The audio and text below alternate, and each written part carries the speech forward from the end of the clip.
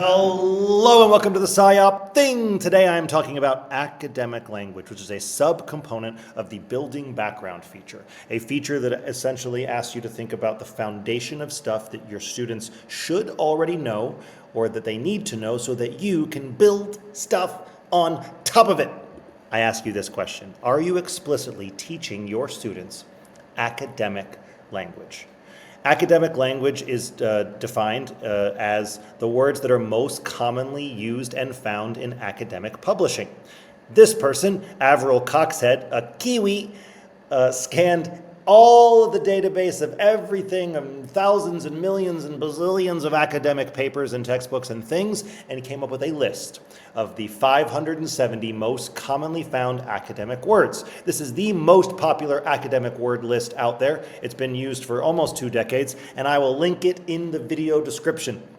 This list of 570 words is divided into subsets. Sublist 1 you see on the screen is the most frequently found words in academia. The second, the third, and the fourth decreasing in frequency.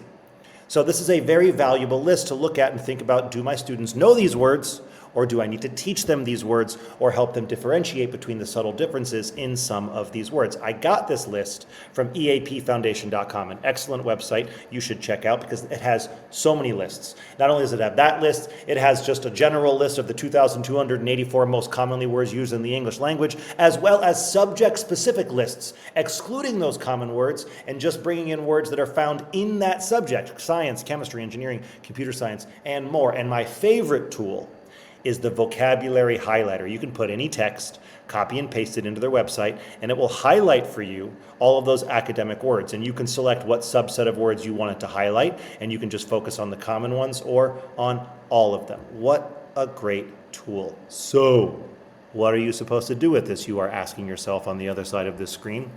Well, let me give you some ideas. What if, taking these academic words, you gave your students a formative assessment to go through and see what words they're comfortable with and what words your classes don't know. And those are the words that maybe you should teach them, or if not teach them, at least maybe give them a translated and personalized list of those words. By the way, that quiz I just showed you and this translated personalized list, I will also link in the video description. And if you would like quizzes and or translated lists for any of the other subsets, just ask me. That's one thing you could do, besides, of course, just explicitly teaching the language at all. You could just build a word wall of some of these more common things in your classroom so they're just surrounded by them all the time. And anytime one of the words comes up, you can, like it's Mr. Pee-wee's Playhouse, whoa, whoa, whoa, word of the day, you said immigrant. Why did I say immigrant?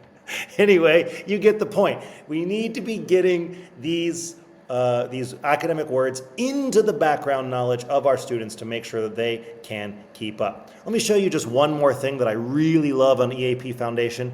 They have this list of what's called the core AFL. That is the formulaic language. Formulaic language are words that we put together, like 3 little words, 4 little words we put together, but actually work as one chunk of language that we often see in academic writing and in academic speaking. Words like in terms of, as well as a result of. And these little chunks would make for great sentence starters or great writing pieces to get your kids using these terms and understanding what they mean, how to write them, how to speak them, and how to understand them when they read them. You see some examples I wrote on the screen of how in a history class or a science class you could be using these little formulaic languages to just help build academic strength in your students. Because of course, we want our students to be able to use these little chunks of formulaic language correctly. And I mean, heaven forbid they would use one incorrectly and maybe sound kind of like a buffoon. This is a tough hurricane, one of the wettest we've ever seen from the standpoint of water.